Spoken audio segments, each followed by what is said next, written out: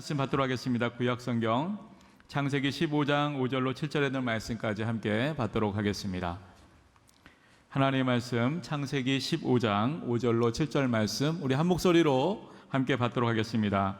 그를 이끌고 밖으로 나가 이르시되 하늘을 우러러 뭇 별을 셀 수 있나 보라. 또 그에게 이르시되 내 자손이 이와 같으리라. 아브라함이 여호와를 믿으니 여호와께서 이를 그의 의로 여기시고 또 그에게 이르시되 나는 이 땅을 내게 주어 소유를 삼게 하려고 너를 갈대아인의 우리에서 이끌어낸 여호와니라. 아멘.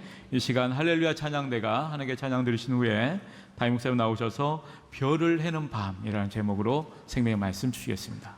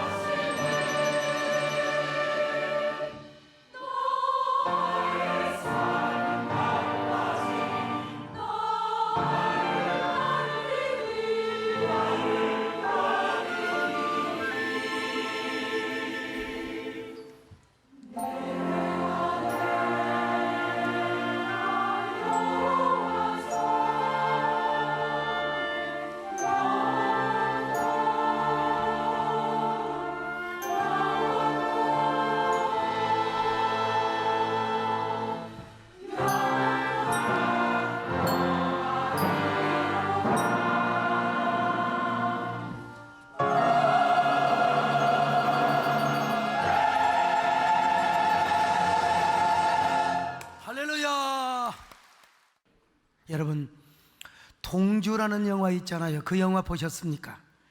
저는 동주 영화를 보고 나서 윤동주 연작 시를 한번 써야 되겠구나, 그런 마음을 제가 가져봤습니다. 내년이면 윤동주 탄생 100주년을 맞이합니다.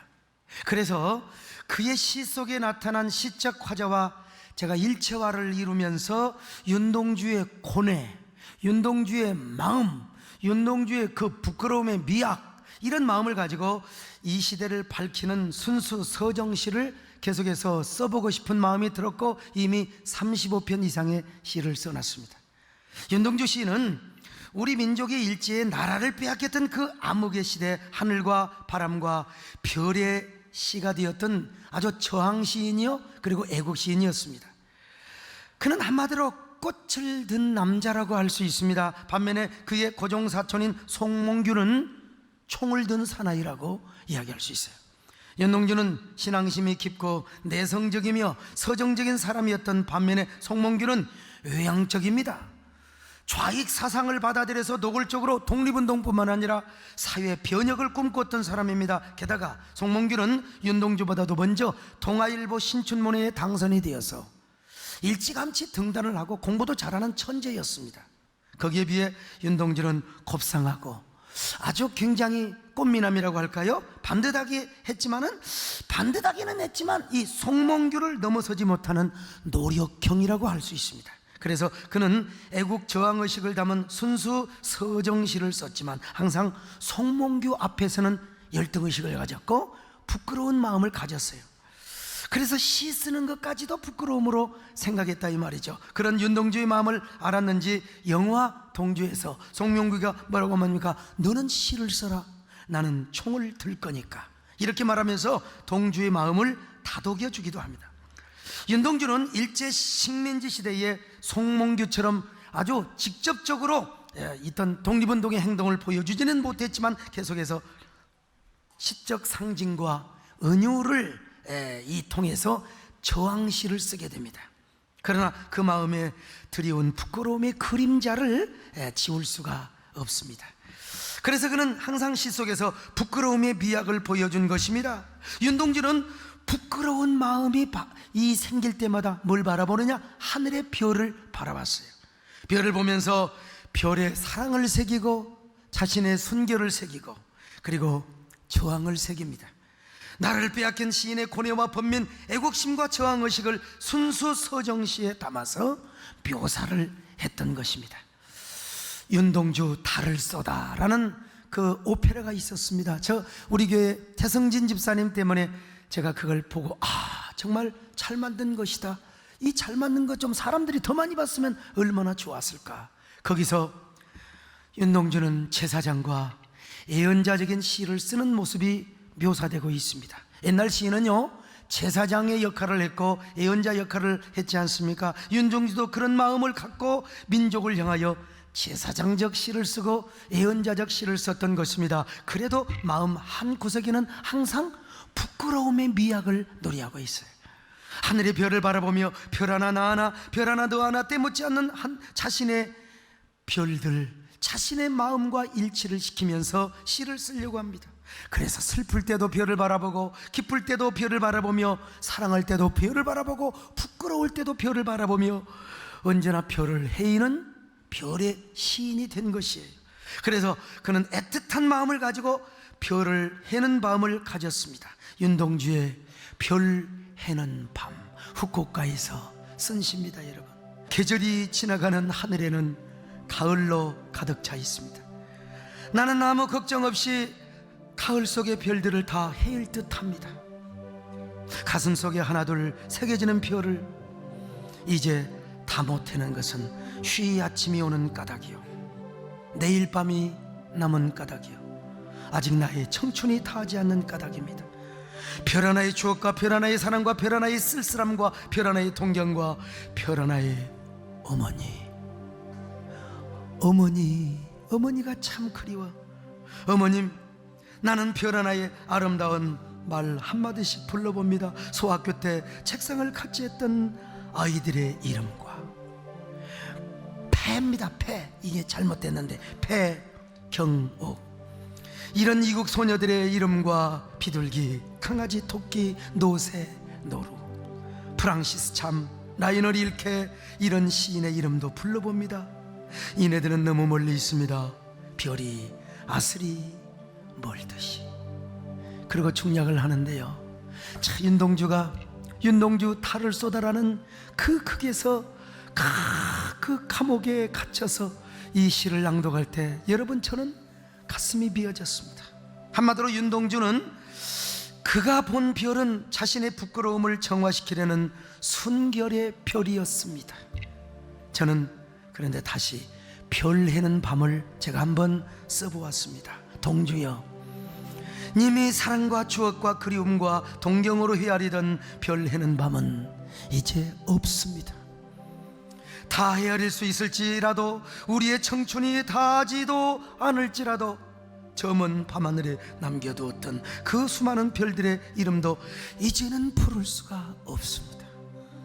도시의 밤거리를 비추는 휘황찬란한 네온 쌓인 도로 위의 가로등, 더 이상 이 도시에는 별 해는 밤이 오지 않을 듯합니다. 사는 듯 어디엔가 썼다가 흙으로 다시 덮어 지우고 싶은 그리운 이름들도 사라져버렸습니다. 여기서부터 이제 반전이 오기 시작합니다. 그러나 동주여, 님의 별 해는 밤의 시가 이 도시 어딘가 잠 못 드는 이의 낮은 숨결로 낭송되고, 에로코 쓸쓸한 자의 가슴에서 밤새 헤아리고 싶은 밤하늘 별로 빛나고 있다면, 우리의 밤은 어두운 암흑으로 갇히지 않고 다시 별 해는 밤이 되어 별 하나의 추억과 사랑과 쓸쓸함과 동경과 시와 어머니의 이름을 부를 수 있겠지요. 사라진 별들, 부를 수 없는 별들, 영영 떠나버린 어머니의 이름, 그러나 우리의 가슴 속에 떠오른 푸른 별, 따뜻한 어머니의 이름이야. 그래서 다시 영원히 지지 않을 별 해는 밤이야. 여러분, 그런데 오늘 본문에서 별 해는 한 사람이 소개되고 있습니다. 그 사람이 누굴까요? 바로 아브라함입니다. 믿음의 조상 아브라함. 오늘 성경은 이렇게 아브라함을 소개하고 있습니다. 창세기 15장 5절입니다. 시작. 그를 이끌고 밖으로 나가 이르시되 하늘을 우러러 무뼈를 셀 수 있나 보라. 또 그에게 이르시되 내 자손이 이와 같으리라. 보세요 여러분, 하나님께서 아브라함을 밖으로 이끌고 나가서 이렇게 말씀하자. 아브라함아, 하늘에 무뼈를 바라보거라. 얼마나 무뼈이 많느냐. 은하수 너가 셀 수 있겠느냐? 셀 수 없을 것이다. 그래서 아브라함은 그날 밤 하나님의 약속을 생각하며 새벽녘까지 별을 해는 밤을 경험했을 것입니다. 하나님은 아브라함에게 왜 이런 약속을 하셨을까요? 우리 그걸 알려면 창세기 14장으로 거슬러 올라가야 합니다. 당시 그돌라오멜 왕이 연합군을 조직해서 소돔과 고모라를 공격합니다. 그래서 소돔과 고모라에서 살던 롯도, 이게 그돌라오멜 연합군에게 잡혀가 버렸어요. 그러자 아브라함은 조카 롯을 구출하려고 집에서 훈련해왔던 사병 318명을 거느리고 그돌라오멜 군사들을 기습 공격을 해버립니다. 여러분, 아무리 싸움 잘하는 사람도 저녁에 술 한잔 먹고 가는데 기습 공격하면 천하의 유성문 장로님도 당할 수가 있습니다. 여러분, 기습 공격. 그러니까 여러분, 아마 그돌라오멜 군사들도 그날 밤 술 먹고 자축 행사를 하고 있었을지 몰라요. 진탕 마시자 한 잔의 술. 여러분, 그런데 갑자기 아브라함의 군사들이 와서 기습 공격을 해버리니까 그돌라오멜 군사들은 혼비백산하여 잡혀 죽거나 뿔뿔이 도망을 가버리고 말았어요. 여러분, 옛날에 이런 얘기 있잖아요. 동해안으로 간첩들이 침투를 했는데 간첩들이 해변가에서 많은 간첩들이 뭐 했어요? 기절해서 죽어버렸습니다. 왜냐하면 동해안 속초 주문진 전부 강릉 해변가에 내리자마자 거리마다 술집 이름이 뭐냐요? 대포집이요.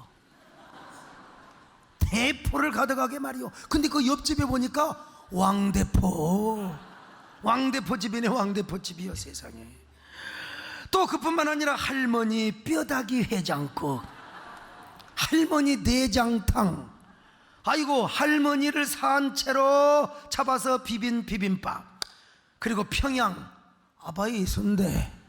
세상에, 아버지 순대를 갖다가 이 간판을 보고 기절 초풍을 내서 여러분 쓰러져 버린 것입니다. 그래도 몇 명이 살아서 도망을 갔는데 한참 가다 보니까 이번에는요, 뭐가 있느냐면 대포항이 있네. 대포항이 있는 거요. 그래서 살아남은 간첩들이 대포항에서 일제히 다 쓰러져 버렸다는 거 아니겠습니까? 여러분, 아마 아브라함의 기습 공격도 이런 기적의 역사가 나타났을 것입니다. 그런데 가만히 생각해 보니까 아브라함이 겁이 났어요. 내가 그때 기습 공격으로 언급기를 그들라오멜 군사들이 패했지만 다시 연합군을 조직하고 전력을 정비해서 대낮에 아브라함을 반격해 온다면 아브라함은 국물도 없어요. 국물도. 여기 영어 잘하신 분들 국물도 없다, 영어로 뭐라고 한 줄 아세요? No soup. 그래서 아브라함은 이 일 때문에 지금 두려워하고 떨고 있습니다. 바로 이때 하나님께서 아브라함에게 오셔서 말씀을 하시는 거요. 아브라함아, 두려워 말라.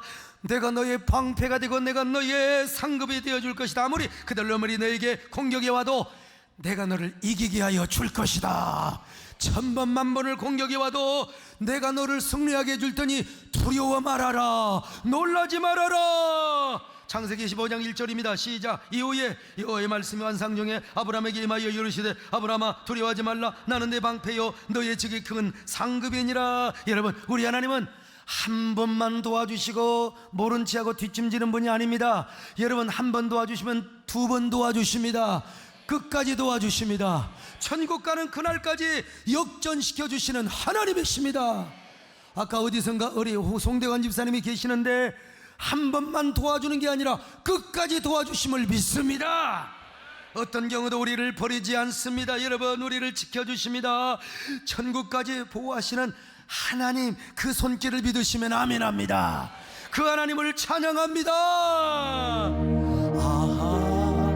하나님의 은혜 있을 때 없는 자 왜 구속하여 주는지 난 알 수 없도다. 내가 믿고 또 의지한 내 몸 하시는 주님 늘 보여 주실 것 나는 없이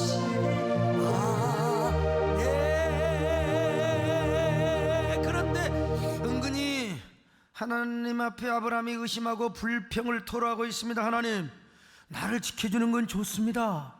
근데 하나님 왜 나한테 약속의 씨 아들 준다고 해놓고 왜 아들을 안 줍니까?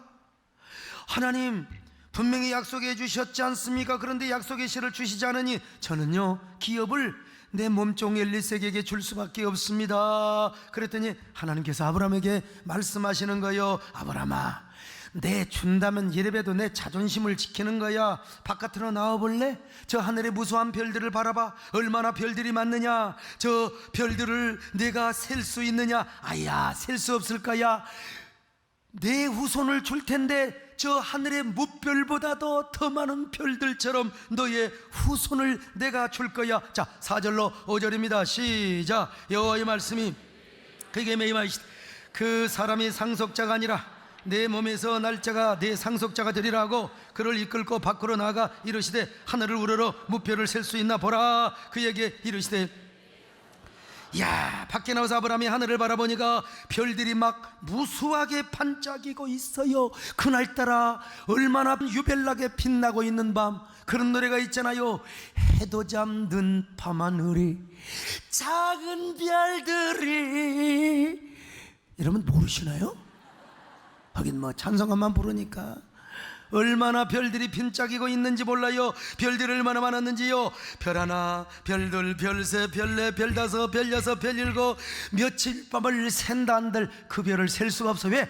별들 위에 별, 별들 위에 별, 저 은하수를 어떻게 셉니까 여러분요. 그래서 아브라함은 하나님의 말씀을 아멘 하고 믿어버렸습니다. 할렐루야. 그 믿음을 하나님이 의로 여기신 줄로 믿습니다. 그러면서 후사만 준 것이 아니라 아브라함이 밟고 있는 가나안 땅을 반드시 후사와 그리고 저 후손들에게 준다고 약속을 하셨습니다. 아브라함아, 야, 내가 너 후손만 주는 게 아니야. 이 땅도 줄 거야. 그러려고 내가 너를 칼대아 우리에서 너를 불렀지 않느냐. 자, 6절로 7절 같이 보실까요? 시작. 아브라함이 여호와를 믿은 여호와께서 이를 그의 의로 여기시고 또 그에게 이르시되 나는 이 땅을 네게 주어 소유를 삼게 하려고 너를 갈대아인의 우리에서 이끌어낸 여호와니라. 여러분, 그러더니 하나님은 아브라함에게 짐승을 잡으라는 겁니다. 그리고 짐승을 둘로 쪼개라는 거요. 왜? 언약을 세우려고. 고대 근동에서는 계약을 체결할 때 바로 짐승을 쪼갰습니다. 그래서 저 계약의 당사자 갑과 을, 저하고 남진생하고 계약을 해요. 그러면은 계약의 당사자가 쪼갠 고기 사이를 지나간다 이겁니다. 여러분, 만약에 둘 중에 어느 한 사람이 계약을 어겨? 그러면은 쪼갠 고기처럼 도끼로 내 몸을 두 동강이로 내도 좋다, 이런 의미에서 옛날 우리 어렸을 때요, 야 내가 거짓말하면 1000번 죽어버리겠다 이 새끼야. 1000번을 어떻게 죽습니까? 그런 것처럼 거짓말하고 사기를 치면은 몸을 두 동강이 내도 좋다는 의미에서 쪼갠 고기 사이로 계약의 당사자가 지나갔던 거예요. 그만큼 고대 근동에서는 계약을 중요시 여겼던 것입니다. 생명처럼 중요시 여겨서 이런 역사적인 배경 속에서 하나님이 자신을 계시하실 때 그 하나님은 어떤 하나님이냐? 언약의 하나님이십니다. 약속의 하나님이십니다. 신실하신 하나님이십니다. 여러분, 그러니까 그분의 말씀은 어떤 말씀이요? 약속의 말씀입니다. 구약의 말씀, 신약의 말씀, 곧 올드 테스트먼트, 뉴 테스트먼트가 된다 이 말입니다. 그런데 바로 그 약속에 하나님이 아브라함에게 오셔서 쪼갠 고기 사이로 지나가는 거예요. 왜? 언약을 하시려고, 아브라함과 변치 않는 약속을 하시려고 말이죠. 자, 창세기 15장 18절 시작. 그날에 여호와께서 아브라함과 더불어 언약을 세워 이루시되, 여러분 보세요. 자, 아브라함아 고기를 쪼개놔라. 그러자 아브라함은 짐승을 잡아서 하나님이 지시한 대로 제단 위에 쪼개놨습니다. 그랬더니 해가 어둑어둑할 때 한 화롯불이 보이는 거예요. 아브라함은 화로를 피운 적도 없고 부싯돌로 불을 당겨놓은 적도 없는데 연기 나는 화로가 보이는 거예요. 여러분, 하나님이 타는 화롯불로 임재하심을 믿습니다. 그러더니 이글거리는 횃불이 쪼갠 고기 사이로 막 지나가는 거예요. 아브라함 앞에서 하나님이 친히 임재하셔서 쪼갠 고기 사이로 타는 횃불이 지나가는 것입니다. 여러분, 기가 막힐 노릇입니다. 어떻게 하나님이 불러오셔서 계약의 당사자가 되어가지고 계약의 갑이 되는 거요. 그래가지고 쪼갠 고기 사이로 지나가. 여러분, 얼마나 죽여주도록 울먹거리며 얼마나 감동과 눈물과 울먹거림을 주시는 하나님이냐 이 말이요. 타는 횃불로 쪼갠 고기 사이를 지나가시는 하나님. 그 하나님께서 아브라함에게 어떤 메시지를 주고 싶어 하느냐, 이런 메시지를 주시고 있는 겁니다. 이건 문학적인 용법이요. 아브라함아, 너는 이래도 네가 나를 못 믿겠느냐? 내가 이렇게 타는 횃불로 쪼갠 고기 사이를 지나가는데도 말이야, 천지는 없어져도 내 말은 없어지지 않는다. 하늘이 무너지고 땅이 꺼져도 나의 말씀은 1.1핵도 떨어지지 않는단 말이요. 그러니 내가 너에게 약속한 모든 말씀을 너에게 다 이루어 줄 거야. 무슨 일이 있어도 내가 너에게 이 약속을 이루어 줄 거야. 그러나 만약 하나라도 내가 이 약속을 이루어주지 않는다면 네가 나를 이 짐승처럼 도끼로 찍어버려. 나를 찍을 수가 없다고 영이기 때문에 그러면 내 이름이라도 파피루스 종이에 써놓고 도끼로 찍어버려. 그러나 아브라함아, 나는 나의 자존심과 명예를 위해서라도 나의 약속을 반드시 이루어 줄 것이다. 나의 신실한 약속을 자랑하기 위해서라도 반드시 너에게 한 약속을 이루어 줄 것이다. 이런 메시지를 하나님께서 주시기 위하여, 가슴 절절한 약속의 메시지를 주시기 위하여 여러분 쪼갠 고기 사이를 지나가셨던 것입니다. 이런 눈물나고 감격스럽고 울먹거리는 영혼의 메시지를 주기 위하여 하나님께서 쪼갠 고기 사이를 지나가신 거예요. 여러분, 그때 아브라함은 어떤 마음이 들었을까요? 자기 앞에서 쪼갠 고기 사이로 지나가시는 하나님, 타는 횃불로 오셔서 쪼갠 고기 사이를 지나가시는 그 하나님을 바라보며 얼마나 감격했을까요? 얼마나 눈물을 흘리며 동시에 통의 자복을 냈을까요? 하나님, 믿음이 없었던 것을 용서하여 주옵소서. 저의 믿음이 없음을 용서하여 주옵소서. 하나님께서 이렇게까지 하실 필요가 있습니까? 그냥 언약하시면 되는 거지 어떻게 쪼갠 고기 사이로 타는 횃불로 지나가신단 말입니까? 하나님, 과연 당신은 언약의 하나님이십니다. 약속의 하나님이십니다. 내가 그 하나님을 못 믿었던 거, 자식 안 준다고 원망했던 걸 용서하여 주시옵소서. 신실하신 하나님, 언약의 하나님 앞에 지금 여러분, 아브라함이 아마 통회하고 후회하고 회한의 눈물을 흘렸을 거예요. 하나님, 그렇습니다. 당신은 언약의 하나님입니다. 단 한 번도 실수가 없으신 하나님, 모순이 없으셨으며 단 한 번도 저를 섭섭하게 한 적이 없으셨던 하나님, 저는 이제 당신의 언약만 붙잡고 오직 신실하신 하나님의 언약을 따라 살겠습니다. 그리고 이제 그런 하나님을 찬양합니다. 나의 존재, 나의 전인격, 마음을 다하고 힘을 다하고 성품을 다하고 나의 모든 인격을 다하여 향기 나는 찬양을 드리겠습니다. 목매이는 찬양을 불러드리겠습니다. 오 신실하신, 오 신실하신, 내 너를 떠나지도 않으리라, 내 너를 버리지도 않으리라.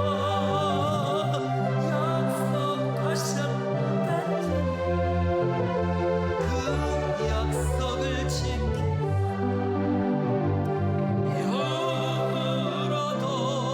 영원토록 나를 지키시리라. 그래서 아브라함은 그 노래를 부르면서 그날 저녁 장막에 들어가지 않았을 겁니다. 밤하늘을 바라보았어요. 약속의 별들을 바라봤어요. 여러분, 공해가 전혀 없던 고대 근동의 밤하늘 얼마나 맑았겠습니까? 그 맑은 별들을 바라보며 아브라함은 하나님의 약속을 생각하며 찬양을 불렀을 거예요. 그런 아브라함에게 밤이슬이 내려서 옷이 축축하고 머리도 축축했겠지요. 그럴 때 아브라함의 눈에서는 눈물이 줄줄 흘러내렸을 거예요. 그 젖은 눈으로 하늘의 별들을 헤이며 뜨거운 목젖으로 하나님의 약속을 노래하였을 겁니다. 불러도 다음이 없는 노래, 부르다가 죽을 노래, 자신의 온 마음과 전 인격과 전 존재로 부르고 또 불렀던 노래. 그러니까 그날은 별을 해는 밤이고 아름다운 밤이었어요. 별을 해면서 하나님의 약속을 가슴 속에 새기고 영혼 속까지 인각시켰을 것입니다. 그리고 그 이후로도 아브라함은 하나님의 약속을 영혼 속까지 인각을 시키며 생각했을 겁니다. 하늘의 별만 바라보면은 하늘의 후사가 저 하늘의 무별처럼 번성하게 될 것을, 자신의 후사가 저 하늘의 무별처럼 은하수처럼 번성하게 될 것을 연상하면서 말입니다. 그래서 별만 보면은 아브라함은 또 하나님의 약속을 붙잡고 하나님의 언약과 신실하심의 찬가를 불렀을 것입니다. 여러분, 지나온 모든 세월들 돌아보아 그 누구 하나 주의 손길 안 미친 것 전혀 없네. 오 신실하신 주, 오 신실하신 주, 내 너를 떠나지도 않으리라, 내 너를 버리지도 않으리라. 약속하셨던 주님, 그 약속을 지키사 이후로도 영원토록 나를 지키시리라 확신하네.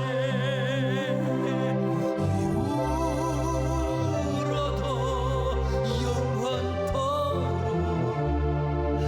나를 지키시리라 확신하네. 그런 의미에서 아브라함이 보았던 별은 뭐냐? 부끄러움의 별이 아닙니다. 순결의 별도 아닙니다. 약속의 별이요, 언약의 별이었습니다. 하나님의 약속대로 하나님은요 이삭을 주셨습니다. 가나안 땅을 주셨습니다. 그리고 믿음으로 말미암아 예수 그리스도를 믿는 자는 다 아브라함의 자녀요. 그래서 그 이스라엘 백성들을 통하여 예수 그리스도가 나왔고, 우리가 예수를 믿어 오늘도 아브라함의 자손이 되었으니, 여러분, 아브라함의 자손은 저 하늘의 별보다 무별보다 더 많은 존재가 되었어요. 하나님이 이루어 주셨습니다. 여러분은 세계무역센터에 수석 부총재를 지낸 이돈 장로님이 얘기를 하십니까? 사모님과 함께 저희 교회도 함께 오셔서 간증을 한 적이 있습니다. 이분에 대한 부정적 이야기를 하는 사람이 가끔 있어요. 우리 교회도 뭐 벤뉴스라고 천만의 말씀. 여러분, 지금도 그분은 여전히 승승가도의 길을 걷고 있습니다.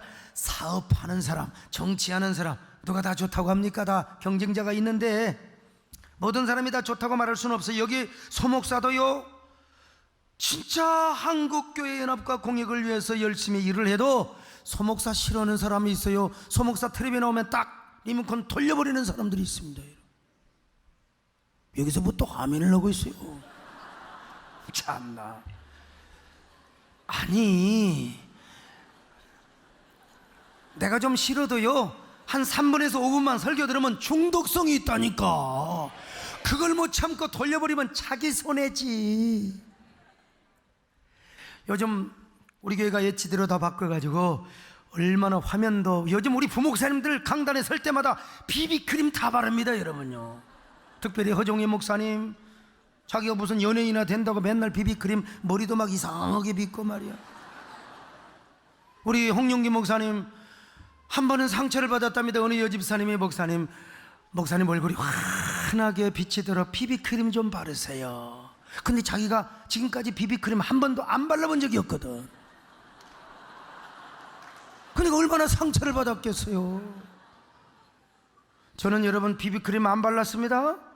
워낙 타고난 피부가 좋아서. 그런데 나라님이라고 다 좋아하겠습니까? 나라님이라고 좋아하겠습니까?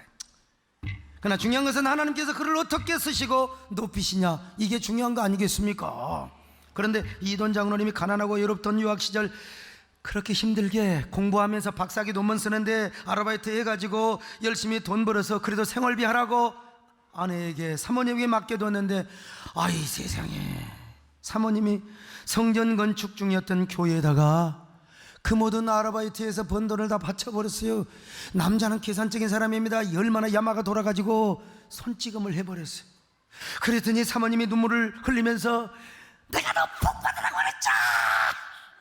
너무나 속상한 마음에 집을 나와 어느 공원에 벤치에 앉아서 한숨을 쉬며 하늘에 반짝이는 무별을 바라보고 있었습니다. 그때 이돈 장로님의 가슴에 성령님의 강력한 감동이 왔어요. 성령의 음성이 들리는 거예요. 아들아, 하늘의 무별을 보고 있느냐? 너는 뭘 전공했느냐? 수학을 전공했지 않느냐? 경제학을 전공했지 않느냐? 내가 눈물로 씨를 뿌릴 때 나는 너에게 별 곱하기에 축복을 주리라. 기가 막힌 골 때리는 음성을 듣는 거예요. 그래서 그 자리에서 벤치에서 무릎을 꿇고 그때부터 별 곱하기 별의 축복을 바라보며 달려갔습니다. 그리고 결국 자신은 별의 축복을 받게 된 거죠. 쌍둥이 빌딩 무너질 때, 테러당할 때 자기가 배에 설사가 나가지고 뉴욕에서 화장실에서 부글부글, 여러분 보울링이라고 아십니까? 그 변기통에 앉아서 오토바이를 탄 거예요. 그냥 오토바이 훅가시를 당기며 예? 여러분, 수십 분을 지치하여 자기는 죽지 않고 직원들까지 살리는 놀라운 기적의 드라마 같은 역사를 이루었던 사람입니다. 그가 우리 교회를 다녀간 후 제가 와싱턴에 있는 그의 사무실을 방문했습니다. 그리고 그분을 만나서 바로 그 이후에 제가 조지 W. 부시를 만났습니다. 그날 밤 저는 와싱턴의 별들을 바라보았습니다. 제가 그때 높은 구두를 신고 갔을걸. 후회가 막심합니다. 와싱턴에 여러분 세계의 별들이 얼마나 많습니까? 그런데 그때 별들을 보면서 아브라함의 별들을 생각해 본 거예요. 그때 아브라함에게는 후사도 없었는데 하나님께서는요, 아브라함의 후손들이 별처럼 번성한다고 약속했지 않습니까? 저도 와싱턴의 밤하늘의 별들을 바라보면서 부끄럽지만 수많은 별들 가운데 나를 택한 당신이라고 여러분 믿음으로 이 시를 썼어요. 이 시 쓴 지가 꽤 오래됐는데 부시 대통령 한 지 꽤 오래됐잖아요. 근데 지금 봐도 야, 내 심금을 울려주는 시입니다. 별이 꽃처럼 피어나는 와싱턴의 밤하늘. 저는 아브라함의 손목을 끌어 밤하늘의 별을 보여주셨을 당신을 생각합니다. 내 영혼의 가장 찬란한 별이요, 황폐한 마음의 텃밭 향기로운 꽃이요, 별빛을 스친 당신의 눈물겨운 숨결이요, 그 사랑이 깊어가는 밤 별 하나, 영혼의 등대처럼 밝히고 서있는 외로운 저의 영혼 곁으로 양떼를 끌고 가는 선한 목자의 음성으로 카시오피아 빛나는 자리 제 눈빛을 마주쳐 주세요.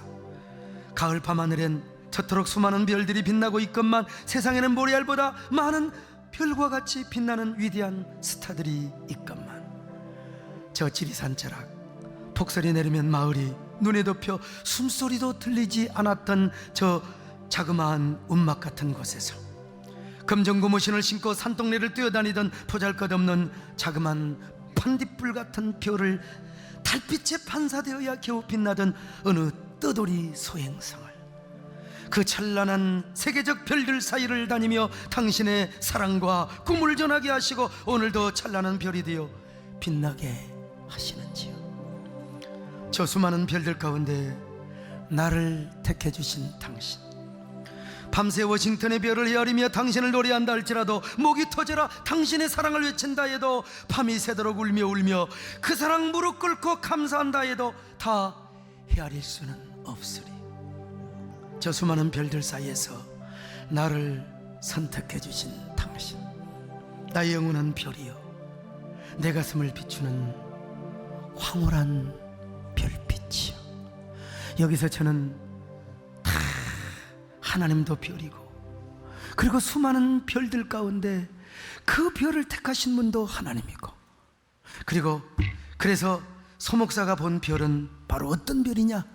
순결의 별이 아니라 윤동주와는 달라요. 이제는 꿈과 감사의 별입니다, 여러분. 그런데 그런 시를 믿음으로 썼더니 여러분, 저도 조금씩 별이 되게 하신 거예요. 오늘 여러분, 우리 교회는 별들이 많습니다. 사승장군 출신의 우리 장로님도 계시고, 이철희 장로님, 남진 형님과 같은 아주 스타의 별이 있고요, 우리 송대관 집사님, 저분도 별을 4개 5개 달았어요. 별들 중에 별들. 그런데 저는 지난주 수요일 밤 KBS 다큐를 보면서 눈이 막 촉촉하게 나는 여러분 객관적으로 어떻게 나오는가 보려고 하는데 그래도 동공이 촉촉하게 졌더라 이 말이에요. 세상에 나 같은 것이 무엇이라고 우리 교회가 서울에 있는 것도 아니고 서울 변방에 있는 교회인데 우리 교회를 쓰시는 하나님이요. 그때 우리 송정환 집사님이 막 저한테 전화를 해요. 내가 그거 안 보겠습니까? 어이 목사님 이건 나와. 근데 그때 혀가 약간 꼬부러졌나 영어로 하던가 아니 모르겠어요. 아무튼 간에 그 다큐를 통해서 한국교회 이미지와 위상을 여러분 적지 않게 높였다고 저는 생각합니다. 원주, 대구, 여수할 것 없이요, 믿지 않는 사람이 여러분 제 이메일을 모르니까 홈페이지로 편지를 보내서 진짜 목사님 나는 교회 안 다니지만 훌륭합니다, 존경합니다. 내가 꼭 답변하려고 그래요. 존말을 할 때 교회를 나가시라고 말이죠. 여러분 다른 다 그만두고 어떻게 공영방송에서 진짜 예수 그리스도의 피의 복음의 설교가 나갈 수가 있느냐는 거예요. 한번 보시라니까요. 오늘 성경은 피로 세운 하나님의 언약을 소개하고 있습니다. 하나님과 언약 백성들의 관계를 구약에서 피로 맺었습니다. 그러다가 신약에 와서 예수 그리스도의 피로 하나님과 우리와의 관계를 끊을래야 끊을 수 없는 관계로 만들어 주셨습니다. 그래서 하나님은 생명의 피 때문에 당신의 백성을 버릴래야 버릴 수가 없고, 하나님의 백성도 하나님을 떠날래야 떠날 수가 없습니다. 마찬가지로 한국과 미국도 피로 맺은 혈맹의 관계입니다. 혈맹으로 다져온 친구의 나라입니다. 왜냐하면 한두 명의 피를 흘린 것이 아니라 자그마치 미국은 대한민국을 위하여 13만 5천 명의 피를 흘렸기 때문입니다. 그러므로 누가 뭐라 해도 우리 대한민국과 미국과의 관계는 깰 수 없는 나라요, 우정의 나라요, 친구의 나라요, 그리고 형제의 나라입니다. 여러분 얼마나 감사합니까?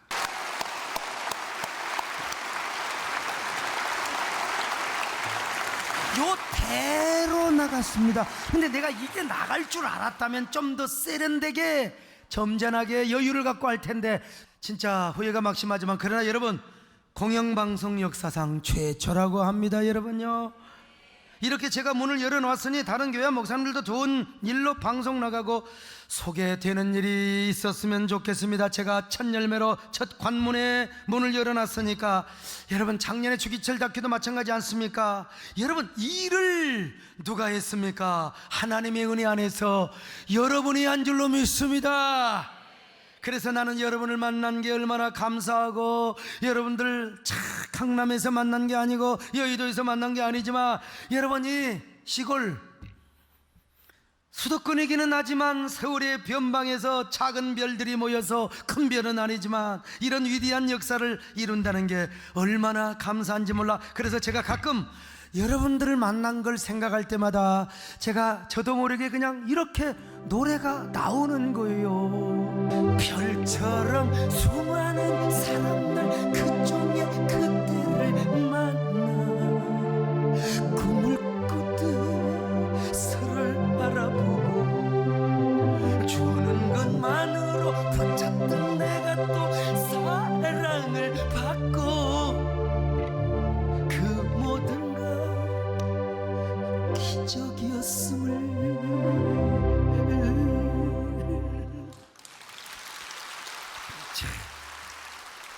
제가 여러분 우리 만남은 이게 조금 올드해요. 좀 새로운 버전으로 여러분을 만나서 여러분들은 저를 믿고 저는 여러분을 믿고, 너는 나만 믿고 따라와 내가 너를 지켜줄 거야, 이렇게 해서 이런 아름다운 관계, 이건 장로님들 찬송가가 아닙니다. 그러나 여러분과 저와의 만남을 생각하면서 한 번씩 풀러보는 것입니다. 그래서 저는 우리 곤지암의 기도원에 갈 때마다 별을 헤아려 보는 거요. 곤지암에 가면은 하늘이 맑아서 별들이 얼마나 참 많이 보이는지 몰라요. 저는 그때 나를 선택하시고 나를 불러주시는 하나님, 그 하나님을 마음으로 노래하고 찬양합니다. 여러분도 가끔 하늘이 맑을 때 집에서 그냥 부채질을 하지 마시고 공원에 오셔서 아파트 베란다, 아니면 베란다에서 떨어지면 곤란하니까 저기 어디요? 그 벤치에 탁 앉아서 밤하늘의 은하수를 바라보며 별을 해는 밤을 한번 여러분들이 경험해 보세요. 은하수를 바라보느라면 어릴 때 부르는 노래가 생각나지 않습니까, 여러분요?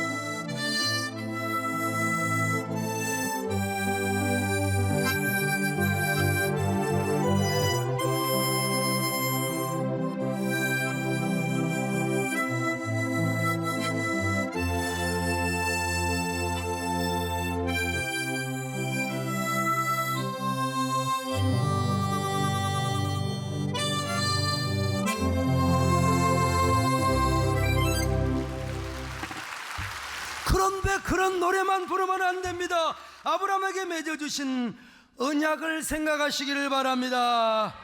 그리고 하나님이 여러분과 여러분의 자녀들에게 부어줄 축복을 상상해 보시기를 바랍니다. 근데 우리 동네에서 바라보는 하늘과 저 강원도에서 바라보는 하늘은 차원이 달라요.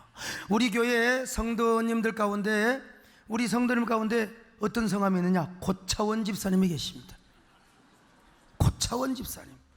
또 이순신 집사님도 계십니다. 이분은 항상 말하기를 내가 세된 교회에 나오는 것을 아무에게도 말하지 말라. 근데 여러분, 이 우리가 갈 수련의 장소인 오크블레에서 보는 밤하늘은 고차원입니다. 차원이 달라요. 윤동주가 바라본 별은 부끄러움을 정화하기 위한 순결의 별이었습니다. 아브라함이 바라본 별은 약속의 별이었습니다.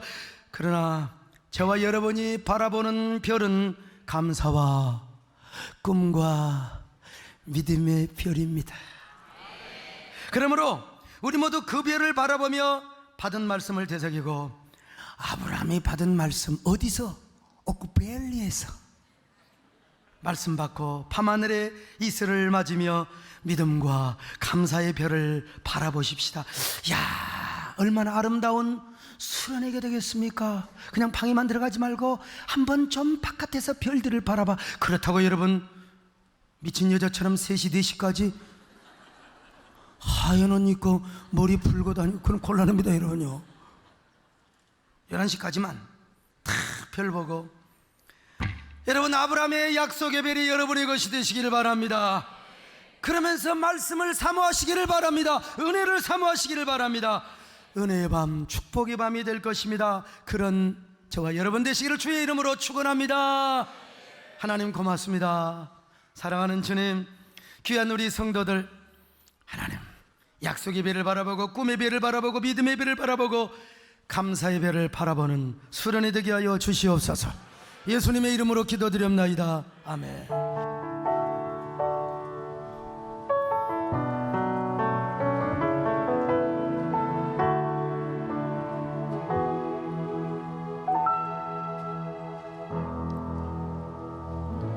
나의 영혼이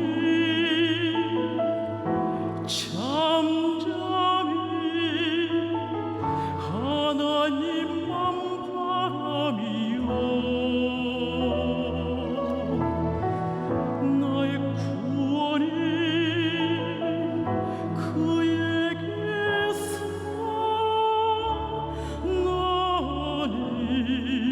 나는도다. 나의 영혼아 잠잠히 하나님만 바라라. 나의 소망이 저에게서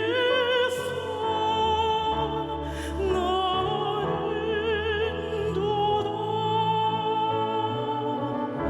오직 주만이 나의 반석, 나의 구원이시니.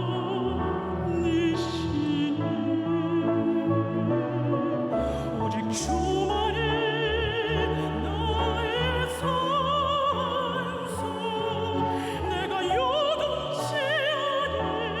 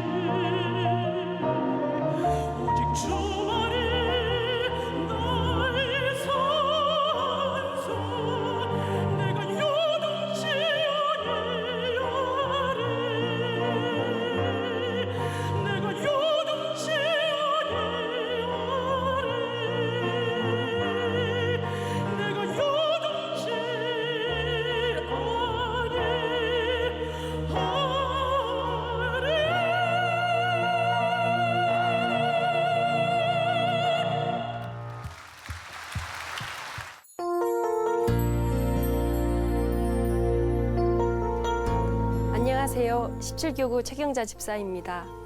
하나님의 백성이요 새해된 교회 성도로서 영광스러운 간정의 자리에 서게 하신 하나님께 감사드립니다.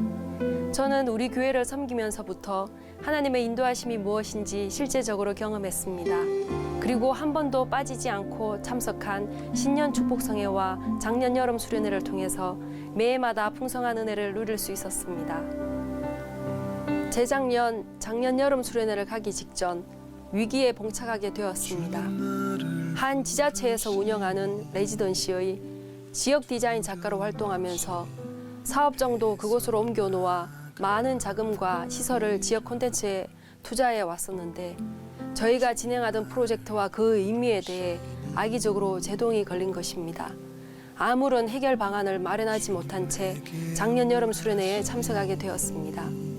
집회 가운데 목사님의 말씀을 들으며 기도하던 중 그의 주셨던 약속의 말씀, 그러므로 너희는 내가 오늘 너희에게 명하는 모든 명령을 지키라.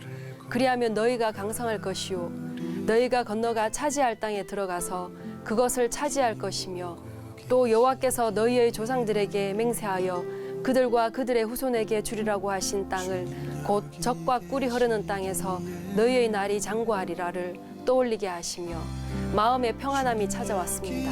수련회를 마치고 돌아온 후 놀라운 결과가 기다리고 있었습니다. 오히려 남편이 타 지방으로 가 있는 동안 제가 대신 추진한 일들을 인정받아 제 이름까지 작가로 올리고 앞으로의 역할에 기대를 담아 장기 프로젝트 계약서에 사인하게 된 것입니다. 이렇게 수련회를 통해 여호와의 인도하심을 체험한 후 작년엔 더 기대하는 마음을 가지고 작년 여름 수련회에 참석했습니다. 이때 남편은 문화예술의 정책 분야에서 활동하고자 하여 원서를 넣고 발표를 기다리던 중이었습니다. 저는 이 기도 제목을 가지고 수련회 기간 동안 하나님께서 목사님의 입술을 통하여 표징을 보여주시기를 간절히 사모하며 간구했습니다. 감사하게도 하나님께서는 제가 구한 기도대로 2번의 표징을 보여주셨고 저는 이것을 하나님의 응답으로 아멘하며 받았습니다. 수련회를 마치고 집으로 돌아오며 그 감격과 감사를 동석한 집사님께 간증하는 중에 남편에게서 전화가 걸려왔습니다. 불합격이라는 것이었습니다. 하지만 이상하게도 제 마음이 흔들리지 않고 하나님이 주신 감동에 왠지 모를 확신이 있었습니다. 하나님께서는 남편이 지원했던 곳은 떨어뜨리시고 오히려 지원하려 했던 기관을 감독하는 사무관급 공무원직이라는 다른 기회를 주시고 합격시켜 주시는 더 큰 은혜를 베풀어 주셨습니다. 그러나 기쁨도 잠시, 시련이 이때부터 시작되었습니다. 이미 합격 공고가 났음에도 불구하고 인사 담당자가 바뀌면서 얼토당토 않은 기준을 내세우며 남편의 채용을 미루는 것입니다. 제 속은 타들어가기 시작했습니다. 주변 사람들에게는 축복의 주인공이라며 축하 인사를 다 받고 남편은 새로운 직장에 출근을 하지도 그렇다고 없던 일로 하지도 못한 채 시간은 계속해서 흘러만 갔습니다. 이제는 정말 포기하고 다음 기회를 주시려나 싶은 3개월이 지났을 때 정말 생각지도 못한 일이 벌어졌습니다. 한 언론사에서 그 기관의 채용의 문제점을 보도하며 그 사례로 적격자를 뽑아놓고 채용하지 않은 저희 남편을 거론하여 남편을 당장 부르지 않으면 안 될 상황이 된 것입니다. 하나님께서는 수련회 때 제게 말씀하고 보여주셨는데 시간이 지날수록 하나님이 주신 약속을 의심하며 고민했던 저와 달리 신실하신 하나님은 하나님의 때에 하나님의 방법으로 길을 열어가고 계셨던 것입니다. 그리고 이것이 분명히 하나님께서 하신 일이라는 것을 올해 제게 주신 약속의 말씀인 하나님의 약속은 얼마든지 그리스도 안에서 예가 된다는 말씀으로 확증시켜 주셨습니다. 돌이켜 생각해보면 모든 것이 일사천리로 단번에 이뤄졌다면 교만하여 하나님의 인도하심을 감사히 여기지도 못하고 영육 간의 축복의 주인공이 되지도 못하여 이렇게 여러분 앞에 감히 나서지도 못했을 것입니다. 다시 한번 작년 여름 수련회를 통해서 약속하여 주시고 그 약속대로 이루어 주시는 역사를 경험하게 하신 하나님께 영광 올려드립니다. 그리고 저와 같이 우리 새해된 성도님들도 작년 여름 수련회를 통해 여러분을 향한 하나님의 약속을 구하시고 그 약속이 성취되는 놀라운 은혜를 함께 나눌 수 있기를 간절히 기도드립니다. 감사합니다.